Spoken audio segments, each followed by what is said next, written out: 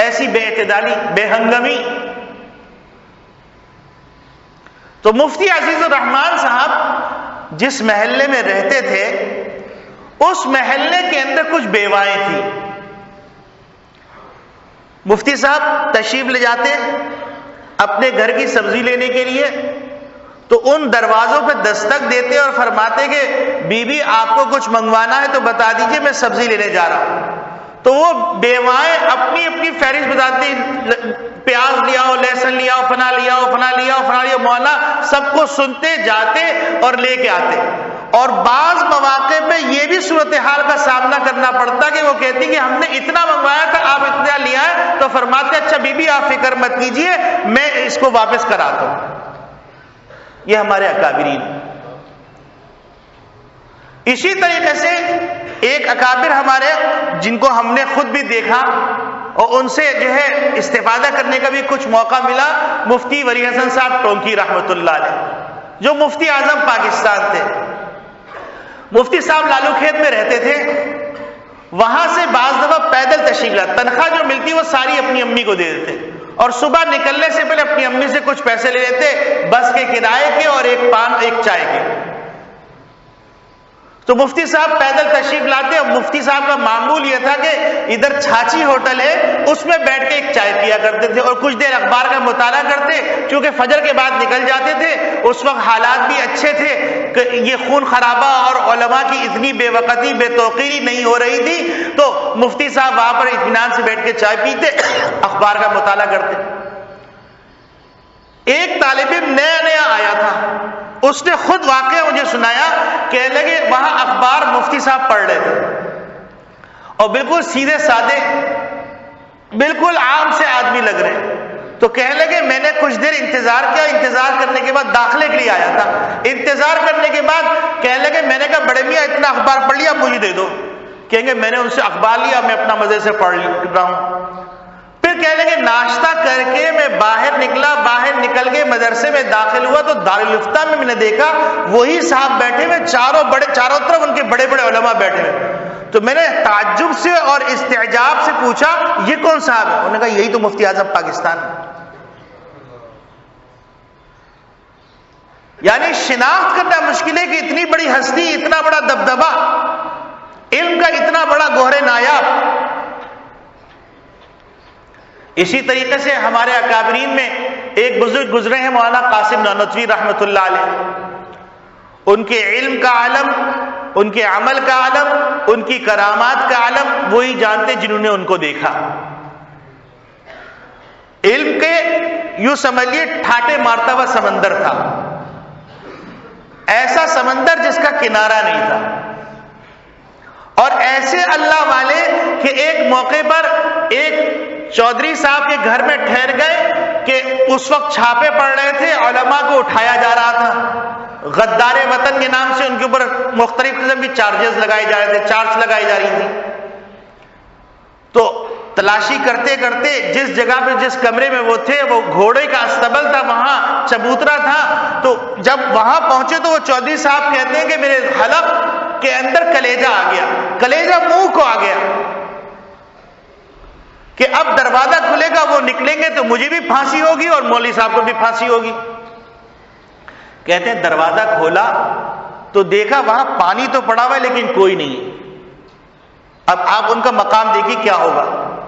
بہرحال دروازہ بند کر دیا گیا، CIA والے مطمئن ہو کے چلے گئے. وہ واپس آئے، دروازہ کھولا تو دیکھا مفتی صاحب بیٹھے ہوئے تشہد کی حالت میں نماز پڑھ رہے. نماز سے فارغ ہوئے، انہوں نے پوچھا کہ مفتی صاحب آپ کہاں تھے؟ کہیں گے میاں میں نے یہیں وضو کیا، نماز پڑھ رہا تھا میں، لیکن اللہ نے پردے میں ڈال دیا ان کو. اب یہ تو ان کی کرامت، ان کی بلندی، علم کی بحث وہ علماء جانے کہ کتنا بلند مقام تھا، کتنے باریک نقطوں کو وہ سمجھتے تھے اور کیا تھا، یہ ایک الگ موضوع ہے. دوسری طرف سادگی کا یہ عالم کہ ایک لنگی پہنے ہوئے ہے اور ایک ململ کا کرتا پہنے ہوئے اور مسجد کے اندر جھاڑو دے رہے ہیں. ایجنسی کے لوگ آئے اور مفتی صاحب کو معلوم تھا، مولانا قاسم نانوتوی رحمۃ اللہ علیہ کو معلوم تھا کہ میرا وارنٹ نکل چکا ہے. تو وہ یہ سمجھا کہ یہ مولانا اتنے بڑے کہ جس سے انگریز حکومت برطانیہ ڈر رہی ہے اور ان کا وارنٹ جاری کیا ہے، تو وہ پتہ نہیں بہت بڑا امامہ باندھے ہوئے ہوں گے، بہت موٹا جھبا پہنے ہوئے ہوں گے، بڑے لق و دق لشکر کے ساتھ ہوں گے. تو ان نے سمجھا کہ یہ کوئی مسجد کا خادم ہے. تو مفتی صاحب سے مولانا قاسم نانوتوی رحمۃ اللہ علیہ سے پوچھا کہ آپ نے مولوی قاسم کو دیکھا ہے؟ تو انہوں نے یہاں پر حکمت کا تقاضا بھی تھا اور جھوٹ سے بچنا بھی تھا. تو مولانا 2 قدم پیچھے ہٹ گئے، فرمایا قاسم صاحب کو ابھی کچھ دیر پہلے یہاں تھے. وہ یہ سمجھا کہ شاید قاسم نانوتوی رحمۃ اللہ علیہ یہاں تھے، اب نکل گئے، حالانکہ وہ وہیں موجود تھے، ان کے سامنے موجود تھے اور وہ گرفتار نہیں کر سکتے. اسی طریقے سے ایک اور ہے شیخ الہند مولانا محمود الحسن صاحب. ایک صاحب تھے مولانا معین الدین اجمیری رحمت اللہ علیہ. ان کے دل میں خیال آیا کہ چلو شیخ الہند سے ملاقات کرتے ہیں کہ پوری بر صغیر کے اندر تہلکہ مچایا ہوا اتنی بڑی تحریک کی قیادت کر رہے ہیں. تو وہ وہاں پہنچے. پہنچنے کے بعد جو ہے دروازے پہ دستک دی تو ایک صاحب نکلے، گرمی کا زمانہ تھا، لنگی پہنے ہوئے، بنیان پہنے ہوئے. تو انہوں نے کہا کہ شیخ الہند محمود الحسن صاحب سے ملاقات کرنی. تو انہوں نے کہا آپ دور سے تشریف لائیں، تشریف رکھیں. پھر اس کے بعد جو ہے تھوڑی دیر وہ بیٹھے، ان کو پنکھا جھلتے رہے مہمان کو. تو انہوں نے پھر کہا کہ میاں جا کے اندر بتا دیجئے کہ شیخ الہند مولانا محمود الحسن سے معین الدین اجمیر سے آیا ہے ملنے کے لیے. انہوں نے کہا اچھا. گئے اندر، کھانا لے کے آگے کہ آپ سفر سے آئے، تشریف رکھیں، مولانا سے بھی ملاقات ہو جائے گی، آپ جو ہے کھانا تناول فرمائیں.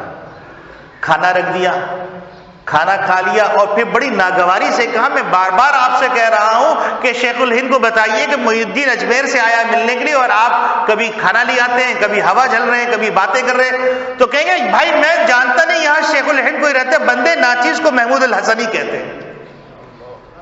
یہ ہمارے اکابرین. اسی طریقے سے ایک بزرگ گزرے ہیں ہمارے اکابرین دیوبند میں سے مولانا مظفر حسین صاحب. مولانا مظفر حسین صاحب کاندھلا تشریف لا رہے تھے کہیں سفر سے. کاندھلا پہنچے، اسٹیشن پہ اترے، اب ان کو اپنے گھر جانا تھا، اپنی رہائش گاہ پہ جانا تھا. تو انہیں راستے میں دیکھا ایک بڑے میاں بڑی مشکل سے سامان اٹھا کے چل رہے ہیں. تو مولانا مظفر حسین صاحب نے جب یہ منظر دیکھا تو انہوں نے کہا کہ آپ کی کچھ مدد کر دوں میں. انہوں نے کہا اللہ تمہیں جزائے خیر دے بیٹا، یہ لے لو. بڑے میاں سے انہوں نے سامان لے لیا، اپنے سر پہ اٹھا کے چل رہے ہیں. اب اسٹیشن سے وہ کاندھلا میں جب داخل ہو، راستے میں معلوم کیا تو انہوں نے کہا کہ میں آیا ہوں مظفر حسین صاحب سے ملنے کے لیے. کہیں گے وہ بڑے مولوی صاحب؟ انہوں نے کہا ہاں بڑے مولوی صاحب سے ملنے آیا. تو مولانا مظفر حسین صاحب خود ہی ان کا سامان اٹھا کے چل رہے ہیں. اب جب کاندھلا کے ان کے رہائش کے محلے میں داخل ہوئے تو سارے لوگ جانتے تھے ان کو، تو سب بھاگے، حضرت بڑے مولوی صاحب سامان اٹھانے لگے. تو وہ ہکا بکا رہ گئے، جن سے میں ملنے آیا ہوں وہی میری خدمت کر رہے ہیں. اسی طریقے سے ایک بزرگ گزرے سید سلیمان ندوی رحمت اللہ علیہ. انہیں سیرت میں کتاب لکھی. سیرت پہ کتاب لکھنے کے بعد 6 جلدیں مکمل ہوئی. ان کے دل میں خیال آیا کہ جو میں لکھ رہا ہوں حضور کی سیرت، کیا میرے اندر وہ صفات ہیں؟ پھر کہنے لگے کہ ان کے یہ بے چینی اور خلش پیدا ہو گئی. تو ان کو معلوم تھا کہ ایک بزرگ ہے جو تھانہ بھون میں رہتے ہیں، تو ان کے پاس چلتا ہوں. ان کے پاس گئے، جا کے کچھ دن قیام کیا، ان سے بیعت کی اور پھر اس کے بعد کچھ دن قیام کرنے کے بعد وہاں سے تشریف لے جانے لگے اور کہا حضرت مجھے کچھ نصیحت فرما دیں. حضرت تھانوی رحمت اللہ علیہ فرماتے ہیں کہ میں نے سوچا کہ پورے عالم میں جس کی شہرت ہے، اتنا بڑا عالمی دین، میں اس کو کیا نصیحت کروں. پھر کہنے لگے میں نے دعا کی اور دعا کرنے کے بعد میں نے کہا کہ میاں ہمارے سلسلے میں اول سے آخر تک فنائیت ہے، مٹانا ہے، اپنے آپ کو کچھ نہیں سمجھنا ہے. اور حضرت سلیمان ندوی رحمت اللہ علیہ فرماتے ہیں کہ انہوں نے میرے سینے پہ اس انداز سے ہاتھ رکھ کے یوں جھٹکا کہ مجھے کرنٹ لگ گیا باقاعدہ. اور پھر لوگ بتاتے ہیں کہ سید سلیمان ندوی جن کے لیے لوگ بادشاہ کھڑے ہو جایا کرتے تھے، ان کا عالم یہ ہوا کہ تھانہ بھون میں آنے والے مریدوں کی جوتیاں سیدھی کر رہے ہیں.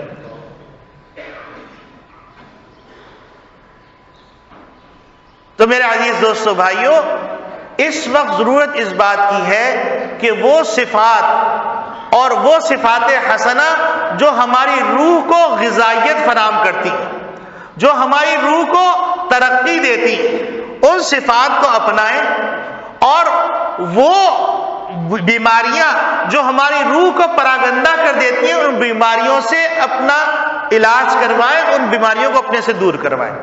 اللہ رب العالمین کہنے والے کو بھی عمل کی توفیق عطا فرمائے، سننے والوں کو بھی عمل کی توفیق عطا فرمائے۔